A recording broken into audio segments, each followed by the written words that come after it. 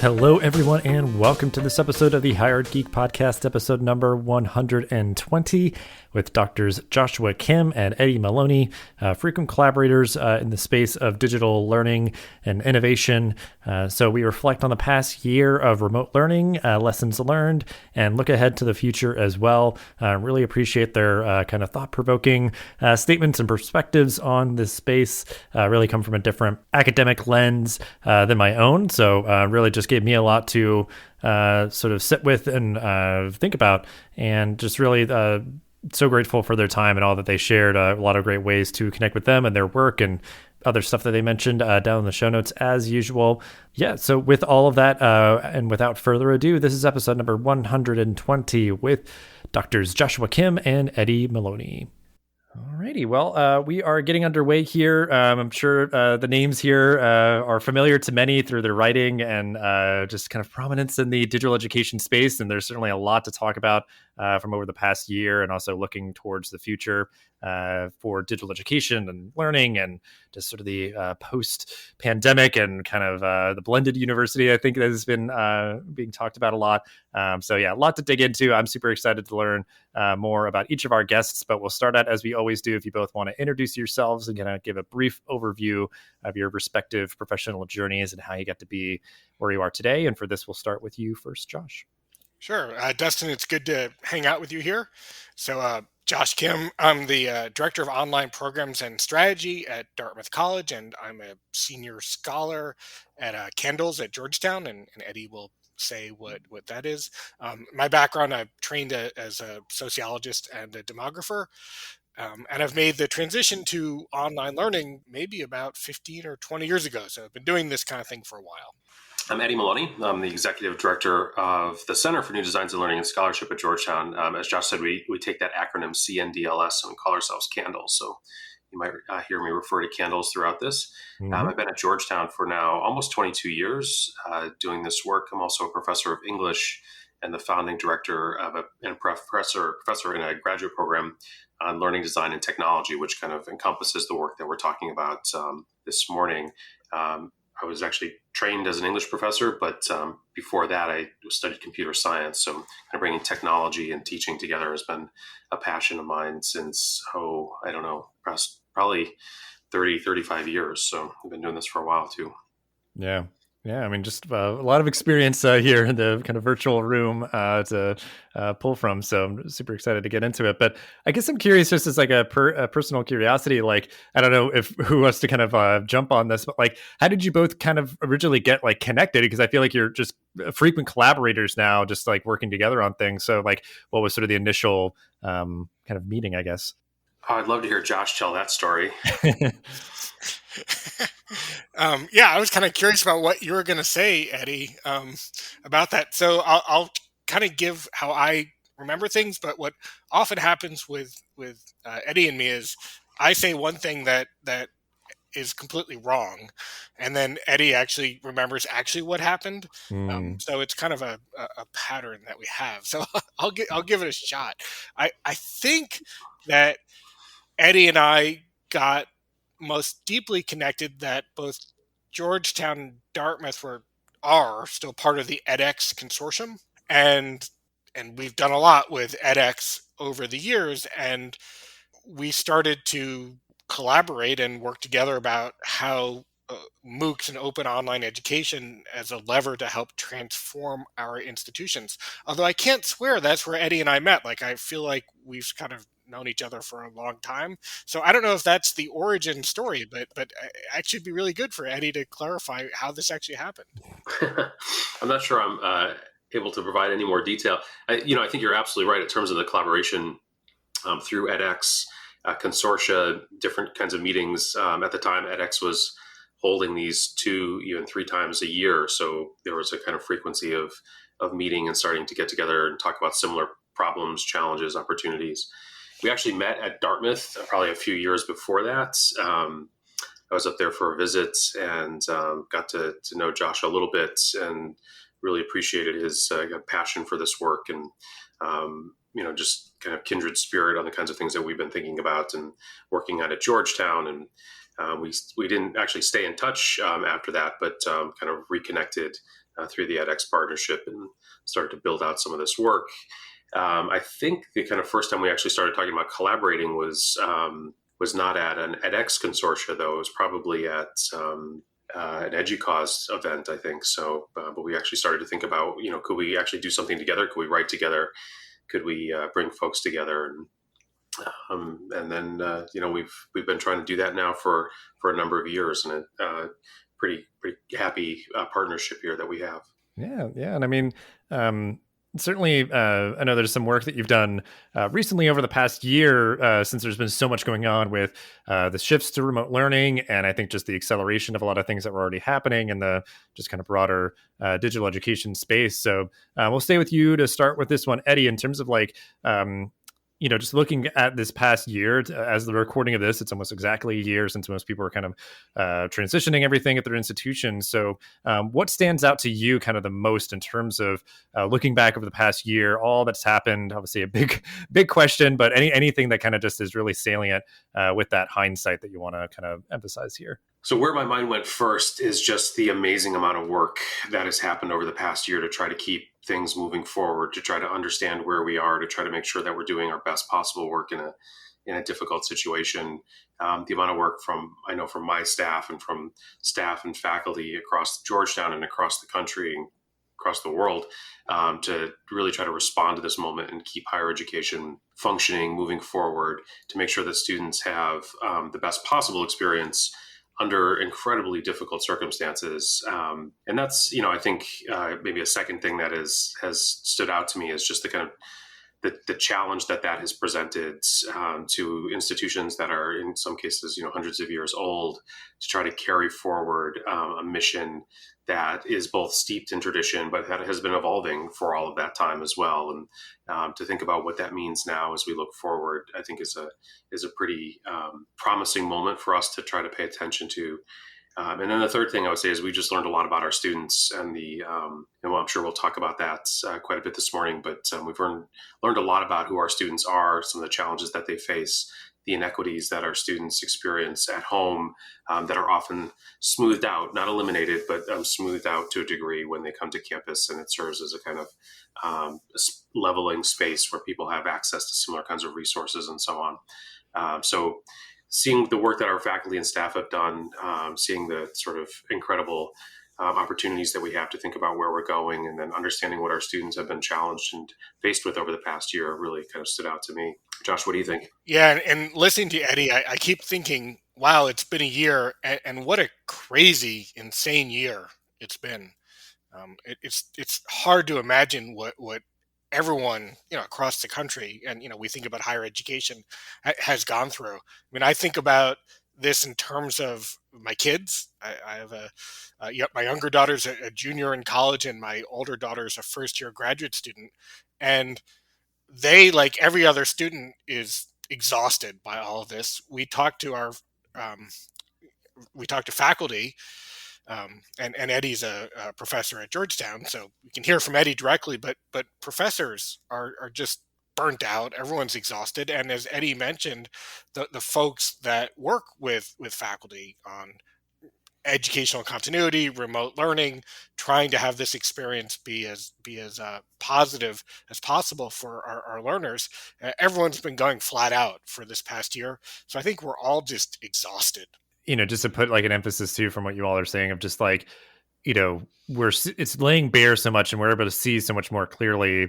The pandemic didn't create a lot of these issues that students face. It just sort of like, opened our eyes to them more fully. Like it's just sort of irrefutable. And I think, like the idea of like coming to campus can be this equalizing force, and then just realizing like, wow, it's really kind of fragile in terms of just like if somebody can't come to campus, and then just like all these impediments that are put in their way, and just certainly all the stress and just lack of predictability of what's coming next for people, and just the confluence of things affecting all of us.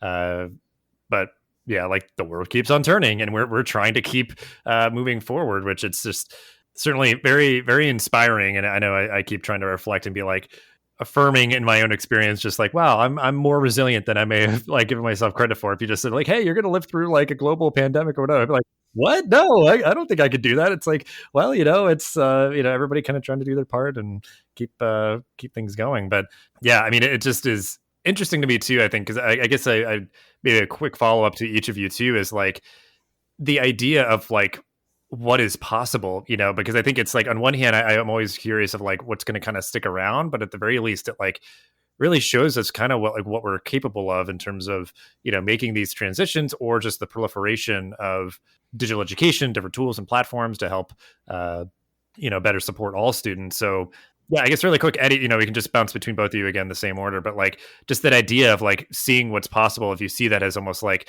as we like, get into probably, the fall, there'll be a little bit more semblance of normalcy, but do you think that might change dynamics in terms of people just realizing like, wow, we could do, so much more, or just anything that we want to achieve could be maybe a little bit more within reach, or just that perception of it at least? Yeah, it's, I think that's the $20,000 question, or the $2 million question, or the $2 billion question. I don't know what the amount is, but right now that's the challenge we're all, I think, trying to figure out. And as we look, well, maybe not all of us, but some of us trying to think about what happens when we get to a kind of post-pandemic, a full post-pandemic.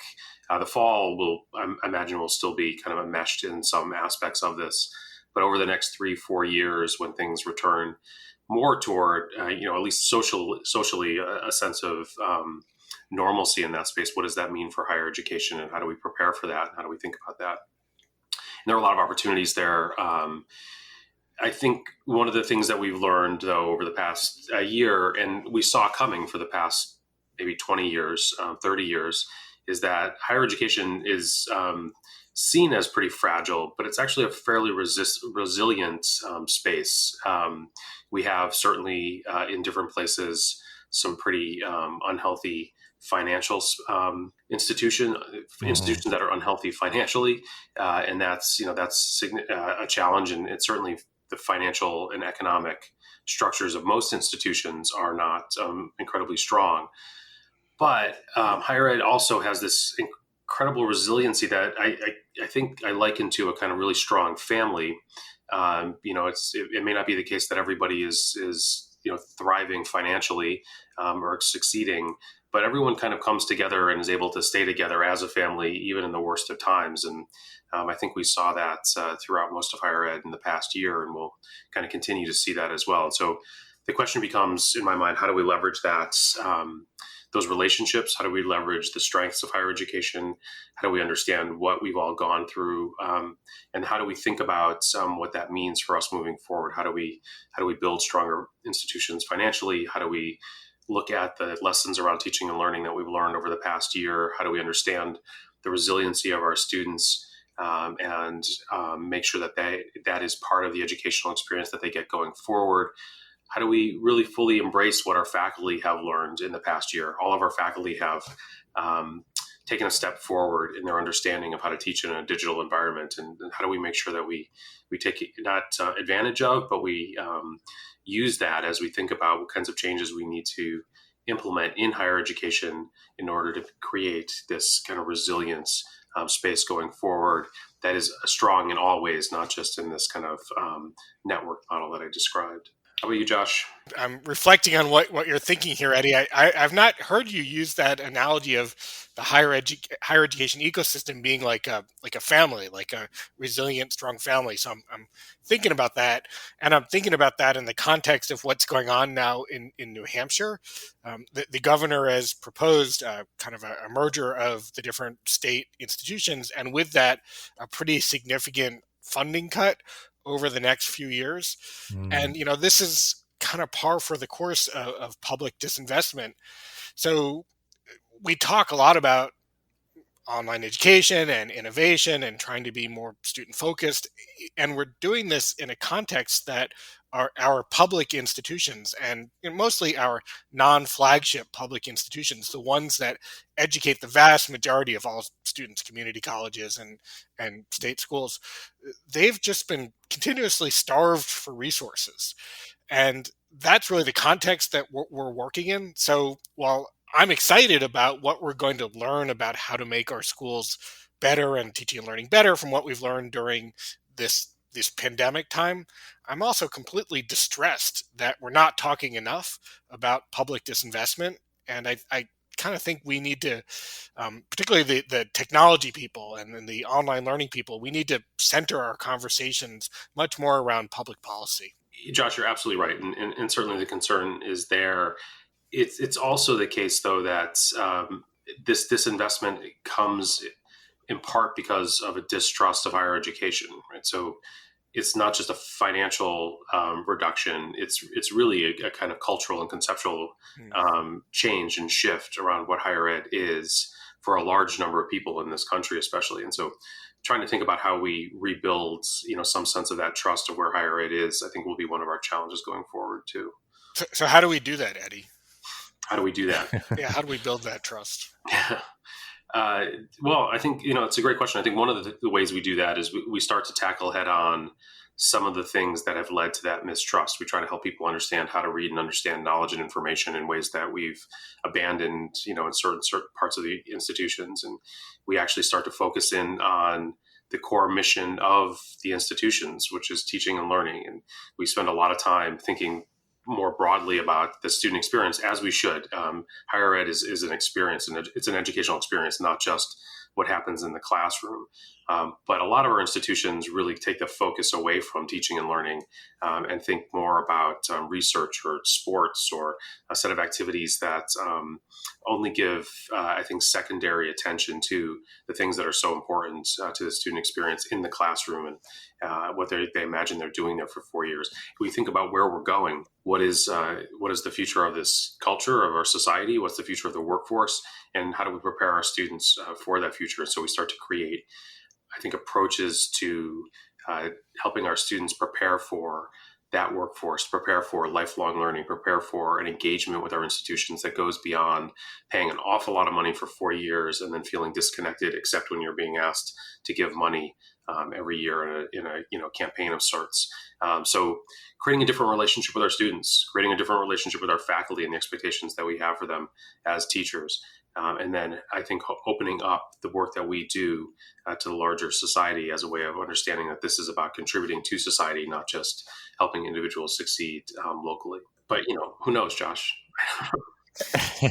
That's just like, a little, just shooting in the dark, I guess. But because, I feel like we keep like kind of lobbing these, the big kind of million or $1 billion questions, whatever it may be. But because I think what it makes me think too of like another thing I want to ask about of like, but maybe kind of that wrinkle of like, which I think it is just this larger existential crisis, like you're both are talking about, of like that trust piece and like the value, the relevance, and like the utility of higher education and everything. And I wonder, just again, because so many students obviously were pushed into remote learning and this space and everything, whether they wanted to or not. So there was a lot of kind of consternation about, oh, well, I'm not here, I shouldn't have to pay as much and those sort of things. So I'm curious, because this could be a fairly straightforward question or not. And we'll start with you, Josh, on this one. But do you think that most of the skepticism that's been around like online learning has washed away by this point? Because it I don't think it's necessarily as loud as it was when people kind of immediately were going into remote learning.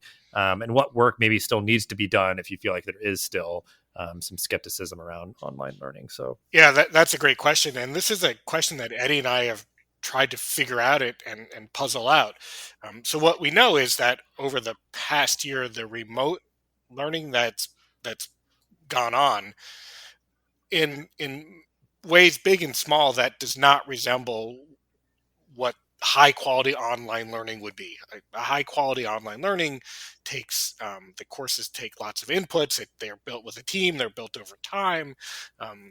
There's lots more asynchronous kind of work. There's all these ways that these courses have been designed that are aligned with the knowledge of how people learn and that use good pedagogy and all sorts of things. Well, over the past year, colleges and universities did not have time or the depth of resources to create high quality online courses across the board. We needed to focus on academic resiliency. We needed to move to remote learning. So what we have now is we have a lot of variation. We have some pretty good remote learning that's going on, and then we have a lot of Zoom U going on where professors are just doing a lot of Zoom, and Mhm. that's exhausting everyone. And that's not good, right? But it kept things going. So I think what Eddie and I are really trying to figure out is, okay, what can we take that was really good from this past year? And there are a lot of good things about how professors have worked with teaching and learning centers and educational developers and instructional designers and really built those kind of partnerships and collaborations. A lot of good things about how professors and students are really much more on the same level now. Everyone's going through this crappy situation, has complicated home lives. So I think there's a lot more empathy and compassion, and maybe less emphasis on high stakes testing and grading and all those kind of things. Um, how do we take that going forward? What are the conversations we need to have on campus? And Eddie and I are in our research going forward. We're trying to figure out what can and should higher education look like coming after this enormous disruptive event of the pandemic. And I don't know if we have any one answer. I think there's a lot of answers, but I think those are the questions we need to be addressing. Yeah, I think Josh, you're right. It's certainly in the sort of description of online learning over the past year as being different than what we normally think about as online learning. That's absolutely the case. I think Zoom U as a kind of metaphor makes good sense. One of the other things that I think a lot about is that it's not just that online learning was not given the kind of full design and development activities that we would normally associate with creating a rich and robust online course, but that everything about the past year's experience for our students has been constrained.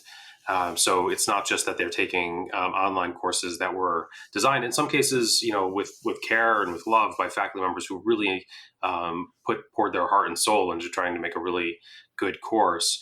But that those students were taking 5 online courses, and in some cases 6 or maybe even 7 online courses, and so their entire experience was in the online space, and that was a constraint of some sort. Of sorts. They were also, obviously, as we all were, at home, and so their environment was constrained significantly. The world around them, metaphorically on fire and literally on fire in certain cases when we actually went remote a year ago, right? So their sort of sense of their relationship to the world, their relationship to their environment in which they were studying in, and the courses that they were taking, all constrained, all complicated. And so their experience with online learning, because of that, is filtered through this really, really opaque lens that says, online is this terrible experience because of everything that's going on in online. And that's going to be, I think, one of the challenges that we're going to face as we try to move forward with online. People are going to have different ways of thinking about what it is, but and whether or not it can be successful. But it's a very different experience for students when you think about taking 1 course or 2 courses in an online environment, and you have all of this other context that is supporting your learning, giving you the social engagement and so on, that we imagine will happen when our students are back on campus, or the world opens up enough that students can go to a library or Starbucks or somewhere to study and get out of that constrained space. So we're going to see a shift, I think, in our perception of online as well, when we can kind of get out of that full constraint. Yeah, I mean, and I think that makes a lot of sense, because I think like the skepticism that persisted certainly was the idea that people were having a subpar experience and they didn't feel as though they should have to, pay full price. And it was, like this rushed effort that was filtered through the opaque lens, as you called it, and everything. Like it really wasn't, because in my experience, like when somebody takes a really well done online course, it kind of just clicks and you're like, oh, okay, yeah, now I get it. Like this is what this should be like and the potential here. And it just sort of, I don't know, like it just all makes more sense versus like somebody who's stressed out and not a great learning environment taking like kind of a half-baked online course and whatever. They're just like, what is this? This is like, this is not what I was, hoping to get out of this experience and everything. So I think it maybe sort of the downward slope will be certainly, there's been, I think, abundant feedback about the quality of the transition to the remote learning that happened like a year ago. And I think maybe as things have stabilized and more resources being put in, as that feedback is kind of filtered through, we kind of come out the other end, we'll be able to have folks because I imagine there's a way more prevalence of online courses or just whole online programs and people being able to like, be kind of fluid and like take a course or two while they're on campus, those two courses online just to be able to have that like flexibility in their schedule or something. But so I feel like there's definitely a lot there in terms of like any of that skepticism that is persisting, certainly from students' perspective. It's a really important point. If I do say so myself, I think we have the potential here to really take the wrong lesson from the past year.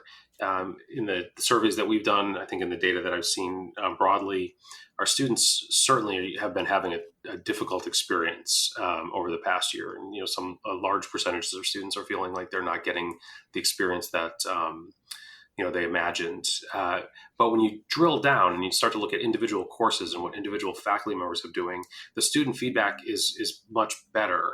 And so they're kind of taking, again, this kind of full context experience and recognizing that things are hard right now and hard for everybody, but certainly hard for them and their expectations of where they were going and what they thought their first year or their third year at university was going to be.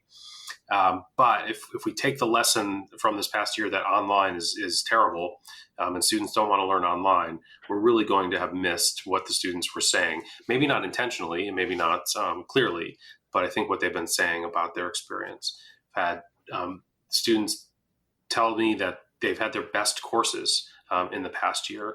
And certainly students who said they've had their worst courses in the past year. So it's not that it's everything has been perfect, but there are great opportunities here for students to do good work. And I think our students have seen that. It's just the larger context is miserable for everybody. Well, and I guess because it makes me think just kind of a little bit of a natural segue, and we'll stay with you to start with this question, Eddie, but kind of like what is yet to come in this space, like the idea of, because I've listened to a lot of other podcasts that are talking about all this kind of stuff right now, of like looking ahead towards the future. And I think, people have kind of long posited the idea of sort of postmodality or just, that fluidity that allows students to just really kind of pick and choose the way that they want to take any courses and everything. Because I think obviously it's more so in the way of like, if you come in as like a quote unquote online student, then you're sort of like marked that way. And, I don't know, you wouldn't have that ability to maybe like come to campus or something, or it just wouldn't be easy. But I don't know, anything like that, I guess, just anything that you all are thinking about in terms of like what is still yet to come in terms of certainly, the idea of transitioning back to having more people on campus and those sort of things, just anything that comes to mind. And again, we'll start with you, Eddie. Well, you mentioned one. I think postmodality is certainly a possibility that we'll start to see a lot more comfort with the idea of moving fluidly between kind of in-person to online and hybrid modes. I think that's possible. I think what we have yet to see come and what we'll hopefully start to engage with is a recognition that the structures that we have in place in higher education to create the systems that allow us to work with as many students as we work with are going to need some tweaking, are going to need to change. So you think about the thing like the credit hour and contact time, seat time, those kinds of things are going to need to change as we kind of move into this new space. And we have not had the time or energy to think about what that means and what that looks like over the past year. But I think a lot of what we saw over the past year will allow us to see those questions or those structures in a different light as we move forward. So we'll certainly, I imagine, think about that differently. I think our students' relationships to the institutions will be more complicated now. Where they are, their presence will matter, and certainly in different kinds of ways in residential institutions anyway. And that experience will be valorized, I think, significantly. But we'll also start to see different kinds of relationships, I imagine, especially with alums. Kind of maybe that promise of lifelong learning will start to bear some fruit in different kinds of ways as institutions try to differentiate themselves in this new space. I do think, despite my sort of sanguine family metaphor, we will see some institutions close. We'll see some institutions merge. Things will change in the landscape across higher ed. I think the core will stay strong. We'll need to for a variety of reasons, and we'll hopefully stay strong because we invest the energy in to keep it strong. But I I think we'll have that opportunity. We just don't know what the entire landscape will look like soon. So there's that to come as well. And then also, we've now had a year plus, we'll get to a year plus of experience from both our faculty and our students in learning in these different kinds of ways. And so we'll start to see preferences come out in ways that are not just about modality, but they're about intentionality and about design. How do our faculty really intentionally design towards certain kinds of learning experiences, and what kinds of learning experiences are our students asking for that we can actually start to design toward institutionally and at the course level. And we'll start to see that play out, I think, in new ways, because our faculty and our students now have this experience. Experience often leads to expectations. I'm thinking about what a complex question you're asking here, because higher education is such a complex ecosystem.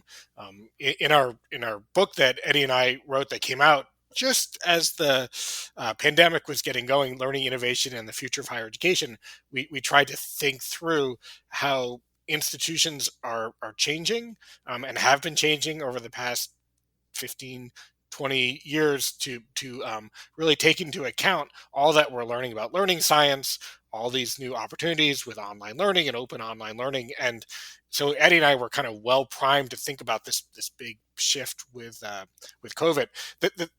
What I do want to kind of say here is that the questions you're asking are really complicated and need sustained scholarship. I think Eddie and I think of ourselves as students of higher education, and I think here it's really important what Georgetown is doing, and Eddie's leadership at Georgetown. He's created a space at Georgetown where scholars can come together and really work through these kind of big questions that you're asking. The master's program that Eddie mentioned, the master's in learning design and technology, is a master's program at Georgetown that really centers around higher education and creates graduates who are going to work in this field, who are going to create what comes next in higher education. So I think it's great that we have a university that is taking this really seriously and investing in creating scholarship and creating graduates who are going to be working in what's coming next. So one of the good things about this, I think the work that Georgetown has done has gotten a lot more recognition. I think that a lot of awareness, and I think that's going to increase coming out of this pandemic. I mean, that's a really good point. I mean, I deliberately, and I appreciate you kind of calling it out, because I guess it's like, tough to maybe like not just like, try to give like a fully comprehensive answer about like every potential thing that'll happen. But because like I kind of want to see like with this like broad question, it's like, okay, how does that strike people, and like what's on their mind in particular versus like almost limiting it. But I'm asking the very very kind of overwhelming questions. But I think that it's just very well put that like with all the things that are happening, we need people to like really earnestly and thoughtfully examine it and research it and kind of go through the rigor of understanding things in a way that aren't just like, because I think with what you're kind of getting at too is like the idea of like really principled learning design. But then I think there is going to always be this like temptation of the like sizzle of like these new things that are coming out, and it's like, well, we don't really like have maybe like the longitudinal understanding of like how these really best support students and those sort of things. Because like what I'm thinking of is like boot camps and stuff, where I think like those have a lot of like allure because super quick, kind of transactional, get students what they want, like high paying careers and all that. And it's like, well, yeah, maybe we can do that, but are we making sure that there's really well done learning design in that experience and everything? And I'm sure it's hit or miss. Like some probably absolutely do and others don't, and like a lot of those obviously are put up through external providers and stuff. So because I guess something in terms of like what's still yet to come, and I appreciate also the mention of like mergers, closures, like different things like that, and these transitions with like state systems of higher education is like my geeky nerdy brain always thinks of it as like the increasing sort of like making these like institutions that have been around for so long into these like cyborgs that are like augmented by like technology, where it's like, yeah, you still get the same core. It's still the same like, faculty and like curriculum and those sort of things, but they've got all these other things sort of like plugged in to help them, do the best work that they can. But, I know that there's probably a lot of folks that are skeptical of that. And I know that's something that you all really have been closely examining over the past, couple of years and everything. So, and Josh, I don't know if you want to talk about that briefly, because I feel like that's swirling in the air of a lot of what we're talking about right now. Is just sort of the specter of OPMs and different things, just sort of like the influence that these technology companies and stuff have in the space. Sure, happy to talk about that, and thanks for that invitation. I don't think we're going to solve the OPM issue in a podcast or really convince anyone. But I think where maybe Eddie and I can bring to this conversation is that we are determined to put a scholarly lens to questions of what happens to colleges, nonprofit colleges and universities when they partner with for-profit companies in something as core as teaching and learning. And again, I think this kind of comes back to Eddie really creating with his leadership at Georgetown a place that we can have this sustained independent scholarship over time. I mean, I know that as someone who has a day job directing online programs and strategy here at Dartmouth College, that takes up a lot of time. But having a place, a university like Georgetown, that is saying, like, we're going to bring scholars together, we're going to put resources around this, and it's going to have a long runway. This is not something that you have to kind of solve within 6 months or a year, but scholarship takes a long time to gather the data, to figure it out, to bring in lots of perspectives. It's not kind of an overnight thing. It doesn't move at the pace of podcasts or tweets or blog posts. It moves at the pace of scholarship. I think that that's a real gift. And I do think that the OPM providers, Noodle included, and 2U, and the other ones should recognize that it's actually a really good thing to have people taking this data-driven, hypothesis-driven look at the relationships between nonprofit institutions and for-profits. Mm-hmm. I think underlying what Josh said, and Josh is very generous in thinking about the work that we're doing, that he's a key part of at Georgetown. I think one of the places where I continue to come back to, and Josh and I think go back and forth on this, but probably agree in principle on this key point, is that colleges and universities should not be outsourcing core competencies. It may be that there are things that need to happen in order to help universities develop capacity. There may be places for certain kinds of work that institutions shouldn't be investing in. That it's really not a core competency for them, but it's something that is part of the full spectrum of delivering online learning programs. But there are core competencies that are involved there, and the concern that I have, and I think Josh shares this, is that when an institution starts to outsource those core competencies, it's hard to fully understand and embrace that program or that experience as part of the institution. It's now kind of, as you said, Dustin, a cyborg of sorts. It's an amalgamation of things that really no longer fundamentally just the institutional or not just, but part of the institutional delivery of the teaching and learning experience. And that I find really problematic. And it's not only problematic now in the kind of immediacy of that sense of the expectations of the students on what the experience is that they're getting, but it's incredibly problematic going forward and thinking about where we're going to be in 5, 10, 15 years. If you imagine that institutions who have not started to build that capacity internally get to a place where for the past 10 or 15 years, they've been outsourcing everything that is now fundamental to the delivery of the product, the experience, the education that they promise. They are weak. They're not going to be resilient to almost any challenge. The mergers that we see now, I think, will pale in comparison, or the closures that we imagine will be coming will pale in comparison to that moment when institutions no longer have those core competencies within their space. So I don't know, John, if you agree with that. Yeah, no, I totally agree. And I just want to make the point that what Eddie's saying, and I agree about outsourcing core capabilities and the dangers of that. Those conclusions that was talking about, we've developed those through our research. We Part of our research is we talk to lots and lots and lots of schools and try to understand how they're evolving, how, and particularly we focus on how teaching and learning is evolving.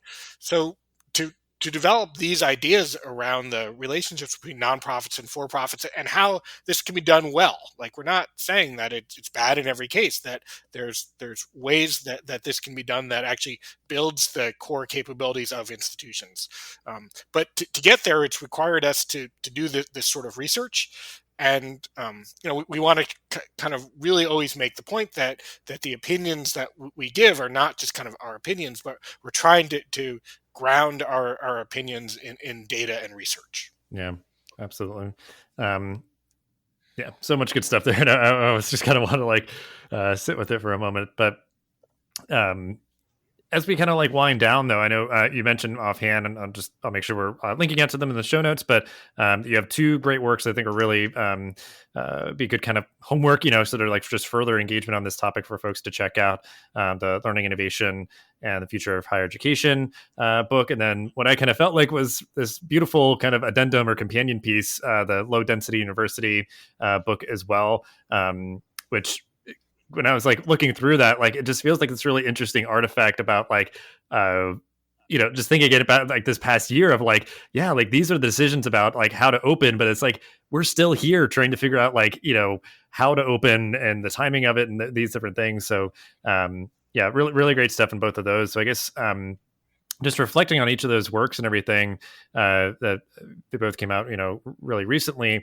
And we'll start with you on this, Josh, but just the rewarding part of like writing these books and getting them out, and just that idea, I mean, that opportunity to put forth these things that you've been researching and really like just digging deep into, because like you said, I mean, there's a need for this, and I think maybe just this sort of like ongoing zeitgeist of the things that are happening, like a mile a minute. It's like, well, yeah, sure, and there's value in sort of the slower pace of like research, of like really like digging in deeper with things. So I guess just if you want to speak about just writing these books and sort of what that has meant to you, and then we'll go to Eddie. Sure. One of the very rewarding things about having both of these books come out from Johns Hopkins Press this year is that um, lots of places, almost every college and university, is thinking about, okay, how are things changing? Where should we go in the future? And lots of organizations, lots of nonprofits and companies. So Eddie and I have been lucky enough, fortunate enough that we're often asked to have these conversations now. We spend a lot of time spending time with different colleges and universities, the teaching and learning centers, the online learning units, leadership from schools, and as well as a bunch of companies. And having a couple books out, I think it's a good calling card, and it sort of helps us have that entree into having these conversations. And I think it helps, going back to being students of higher education, when we have these conversations, Eddie and I, we learn a great deal, and we ask as many questions as we answer, and we try to cycle that back into the research and the writing that we're doing now and plan to do in the future. Yeah, I think Josh is absolutely right. And so I guess one of the other things that I would just say is that it's rare to find someone to work with who kind of shares your sort of level of kind of ego investment, and that really kind of comes down to a desire to do good work, to kind of think through complex problems with someone, to actually try to produce something that will have an impact, that will allow for the kinds of conversations, the kind of hopefully change that Josh was just talking about. And so, one of the things I think have just been great for me is to have that kind of partnership with Josh. He's an incredibly generous writer and thinker in this space, and it's been really, I think, a gratifying and experience to be able to do this work with someone who we don't always agree, but we disagree in really productive ways. And when we are pushing each other and kind of thinking through problems together, I think we create something that is stronger than either one of us would do alone. And I think that ultimately has been incredibly gratifying. So make it a little bit personal about the impact of this work and about doing this work together. But then to extend that personal, I think to higher ed in general, I think one of the kind of things that makes higher ed so resilient is this kind of sharing, is this engagement across institutions, across disciplines, and Josh, in my case, to kind of think about this problem and this possibility of this really complex thing that we call higher education. And it's resilient to things like disruption, and it's resilient even in the face of incredible global economic challenges, because I think we have this culture of sharing information, this belief in doing good work and trying to get that good work out, not to sell a product, but to actually help society, to help students, and to make the world better. If I can, kind of get Pollyannish about this, I think we're all kind of seeing that in this moment when people in higher ed continue to come together to try to help each other, and not to see this as a set of isolated institutions that are just trying to thrive on their own. Love the sentiment, and totally agree, because just like this sort of network approach, because obviously like there's so many like conferences and stuff for people to do show and tell to share the work that they're doing to just help everybody. But in the few moments that we have left, just speaking of that sort of like giving back, helping everyone to kind of work better together and everything, we'll certainly have ways to connect with you and the work that you all do. But any other quick resources that you'd want to share that we can include in the show notes? We'll start with you, Eddie, and then go to Josh. Well, I would say it's always really good to pay attention to Josh's blog. Occasionally we write together, but he is a machine, and the amount of work that he produces, the thinking that he does in Inside Higher Ed, it's a really great space to see some of the kind of more pressing problems that he's been thinking about and focusing on that, I think are part of the kind of landscape of what we're all trying to work through and pay attention to. So Inside Higher Ed is just a great resource in general, and the other blogs that are there too, really trying to tackle some of these issues that we've been talking about this morning, but thinking about not only the kind of local level of what happens in the classroom, but the more kind of global level of what happens at institutions, and then in the ecosystem of higher ed in general. There's some really great thinkers there, Steve Mintz and others who are trying to address some of these problems as well. So that'd be the first thing that comes to mind. Yeah, and I would add to that by saying everyone should read less blogs and more books about the history of higher education. Eddie and I, as we're thinking about our next book together, we're doing a lot of historical reading, and Hopkins Press has just a great series of books. We just read the Thalen book together about the history of higher education, and we're kind of on a reading binge. So everyone should pick up books about higher education, and then Dustin, come on your podcast to have book clubbing. There you go. I appreciate it. Yeah, because just the diverse diet of content that anyone consumes is absolutely good advice. And we'll link out to Press there. That folks can check out all the good books that they have there. So as we wrap up, though, we always like to kind of just have final thoughts, calls to action, any of these things just to wrap the episode up with. So we will start with you, Josh, and then go to Eddie. And I'm just reflecting how much I'm enjoying this conversation, and to go back to what Eddie was talking about with our partnership, this research scholarship partnership that Eddie and I have developed together, it really is the most important thing in my professional life now. It's the thing that nourishes me. It informs what I do at Dartmouth College. And I'm so grateful that Eddie is on the planet. Again, so grateful that Georgetown's created this space for scholarship about the future of higher education. And Dustin, I thank you for bringing us to such a great conversation.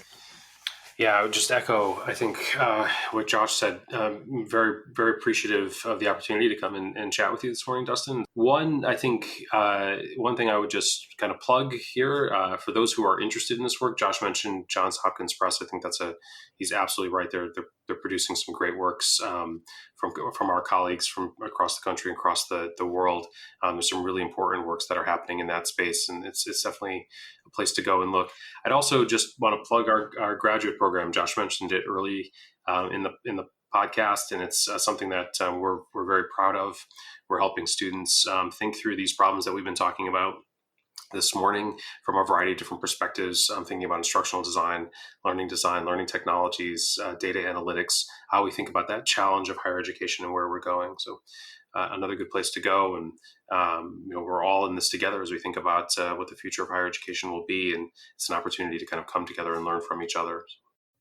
Absolutely. Yeah. Thank you both. I mean, wide ranging conversation. We covered a lot of ground. That was kind of my hope. I guess, just there's so much going on, and I kind of wanted to acknowledge as much as we could and just, give, some space to as much as we could, but so much good stuff to check out in the show notes as usual. We'll have, again, ways to connect with you all and everything that you mentioned, but just so much great stuff that we covered. So thank you so much for your time and all that you shared. Thanks, Dustin.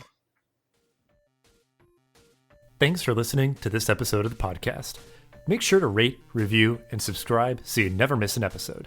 Thanks again for listening, and we'll see you in the next episode of the Higher Ed Geek podcast.